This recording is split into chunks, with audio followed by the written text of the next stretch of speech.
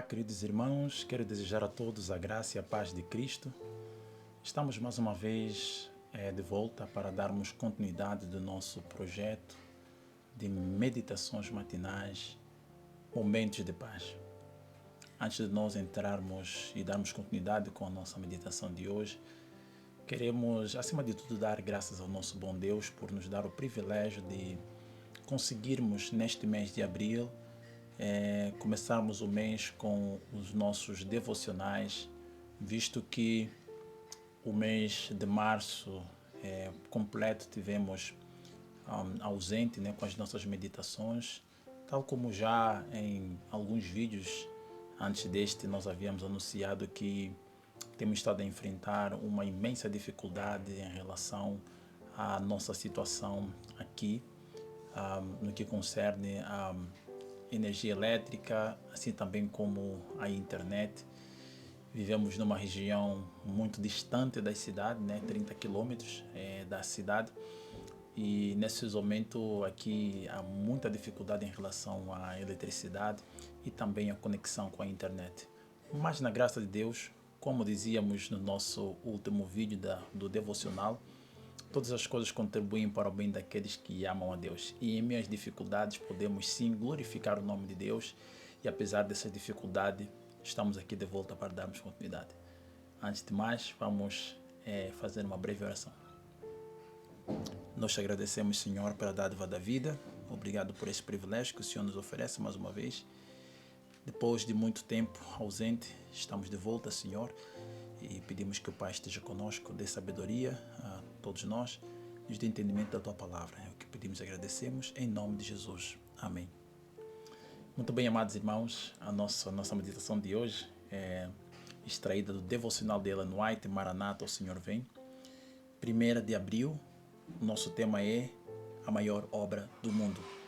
E o nosso texto de ler está exatamente no livro de Marcos, capítulo 16, verso 15, que diz: Ide por todo o mundo e pregai o Evangelho a toda a criatura. Esta é a nossa grande missão. Ide por todo o mundo, pregai o Evangelho a toda a criatura. É a ordem de Cristo a seus seguidores. Não que todos sejam chamados para serem pastores ou missionários no sentido comum do termo, mas todos podem ser co-obreiros de Cristo, dando as boas novas a seus semelhantes.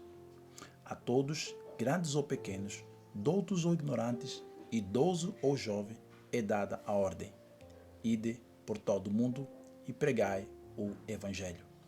Nós percebemos a partir desta primeira declaração do Espírito de Profecia que, para nós cumprirmos com esta ordem de Jesus, a grande comissão, nós não precisamos ter um cargo de destaque na igreja. Nós não precisamos ser um pastor, não precisamos ser um ancião, não precisamos ser um diácono na igreja para cumprirmos com esse chamado. Na realidade, essa é a função de todo o cristianismo. Esta é a função de todo o cristão, de todo filho de Deus que nasceu no reino. Pois a palavra do Senhor nos diz que todo o discípulo nasce no reino de Deus como um missionário. Então é nossa responsabilidade, aonde quer que nós estejamos, testemunhar de Cristo, pregar o Evangelho. E existem várias maneiras de nós pregarmos o Evangelho. Pelo nosso testemunho de vida e também partilhando através da distribuição de folhetos, literaturas ligadas à mensagem dos últimos dias. Em particular, como por exemplo, a distribuição do livro A Grande Controvérsia é importante nesses dias para cumprirmos a missão que o Senhor nos deixou. Sobre cada um que conhece a verdade para este tempo, repousa a responsabilidade de torná-la conhecida a outros. Os servos de Cristo são em grande parte responsáveis pelo bem-estar e a salvação do mundo. Devem ser colaboradores de Deus na obra de conquistar pessoas para Cristo. É nossa responsabilidade. É dada a nós essa responsabilidade de tornar conhecida a outros a mensagem de salvação. Então é nosso dever sermos colaboradores de Deus para conquistar pessoas para Cristo. O tema que atrai o coração do pecador é Cristo e este crucificado. Na cruz do Calvário, Jesus é revelado ao mundo em incomparável amor.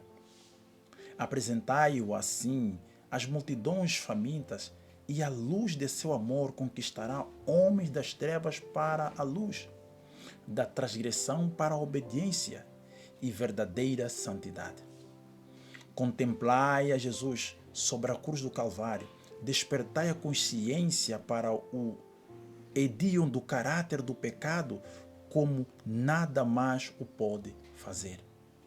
Nós precisamos cumprir com o nosso dever, apresentar ao mundo, eis o Cordeiro de Deus que tira o pecado do mundo, e também apresentarmos as profecias relacionadas ao tempo que estamos vivendo, para que as pessoas compreendam a necessidade urgente de atenderem o chamado de salvação, pois o tempo está terminando em que já não haverá mais tempo para a nossa salvação. Suspenso na cruz, Cristo era o Evangelho. Eis o Cordeiro de Deus que tira o pecado do mundo. Não conservarão nossos membros de igreja o olhar num Salvador crucificado e ressuscitado, no qual se centralizam suas esperanças de vida eterna? Esta é a nossa mensagem, nosso argumento, nossa doutrina, nossa advertência ao impenitente, nosso encorajamento para os que choram e esperança para todo o crente. Se pudermos suscitar o interesse na mente dos homens, que os leva a fixar os olhos em Cristo, poderemos afastar-nos, recomendando-lhes tão somente que continuem a fixar os olhares no Cordeiro de Deus. Aquele cujos olhos estão fixos em Jesus abandonará tudo. Morrerá para o egoísmo, crescerá em toda a palavra de Deus, a qual é tão gloriosa e admiravelmente exaltada em Cristo. Quando nós reconhecemos Jesus como nosso Salvador pessoal, a nossa vida será de contínuo olhar para Jesus. Assim como Pedro, quando foi chamado por Cristo a se aproximar junto dele, naquele mar tempestuoso e escuro, com ondas gigantescas agitando o barco, Jesus chama para que Pedro se aproximasse dele. E enquanto Pedro fixava os seus olhares para Jesus, aí estava a esperança dele permanecer andando sobre as águas. Mas quando Pedro deixa de olhar para Jesus e começa a olhar para as ondas e olha para trás, para os seus amigos que ficaram no barco, Pedro começa a afundar. O que isso significa? Que enquanto nós mantermos nossos olhares para Jesus, em meio às tempestades e dificuldades do mundo, o Cordeiro de Deus que tira o pecado do mundo deve ser o nosso centro da atenção, a nossa única esperança em meio às dificuldades, em meio às tempestades, em meio às turbulências. Cristo é a nossa única esperança e essa é a nossa missão, esta é a nossa responsabilidade, apresentarmos ao mundo Cristo, aquele crucificado, aquele que traz a esperança de salvação para a raça humana. É privilégio de todo cristão, não só aguardar, mas mesmo apressar a vinda do nosso Senhor Jesus Cristo. Se todos que professam o seu nome estivessem produzindo frutos para a sua glória, quão rapidamente não seria lançado em todo o mundo a semente do Evangelho? Se todos os que professam seu nome estivessem produzindo frutos dignos de arrependimento, frutos de transformação, frutos de conversão, frutos de santificação, nós estaríamos não somente aguardando a volta de Cristo, mas estaríamos apressando a sua volta. Talvez para alguém seja pela primeira vez ouvir essa expressão, apressar a volta de Cristo. Como assim apressar a volta de Cristo? Sim, porque um dos sinais indicado pela palavra de Deus no livro de Mateus capítulo 24, verso 14, é que o evangelho do reino seria pregado em todo o mundo, em testemunho a todas as gentes, então o fim virá. E é por essa razão que nós temos esse canal Clamor Profético. Nosso propósito é partilhar o Evangelho da Salvação com todas as pessoas, cumprindo assim com o mandato de Cristo em Marcos capítulo 16, verso 15, que ide e pregai o Evangelho a toda a criatura. É nossa responsabilidade não aguardar a volta de Cristo apenas ocioso, esperando que Ele volte, sem que nós trabalhemos em prol dos perdidos. O Evangelho da Salvação, a boa nova do Evangelho Eterno, é uma mensagem dada a todo mundo. Por isso João, em Apocalipse 14, verso 6, ele vê voando no meio do céu um anjo que tinha o Evangelho Eterno para proclamar a toda a nação, tribo, língua e povo, dizendo com grande voz: temei a Deus e dai-lhe glória, porque chegada a hora do seu juízo, e adorei aquele que fez os céus e a terra, o mar e as fontes das águas. Esta é a nossa missão, esta é a nossa responsabilidade. Por isso, o povo do Advento, ele é simbolizado pelas 3 mensagens angélicas, porque esta é a sua missão, esta é a nossa missão e este é o nosso caráter, que deve constituir parte do nosso caráter. E que nós possamos, através da nossa própria vida, ser o maior argumento do Evangelho para a salvação dos perdidos. Porque, queridos, quantas e quantas pessoas não têm sido afastadas do Evangelho da salvação por causa do estilo de vida daqueles que professam ser filhos de Deus? Que ao invés de viver uma vida em harmonia com a palavra de Deus, vivem uma vida contrária ao que a palavra de Deus ensina? Então nós somos chamados a pregar o Evangelho, não só pela voz, mas pela nossa experiência, pelo nosso próprio testemunho.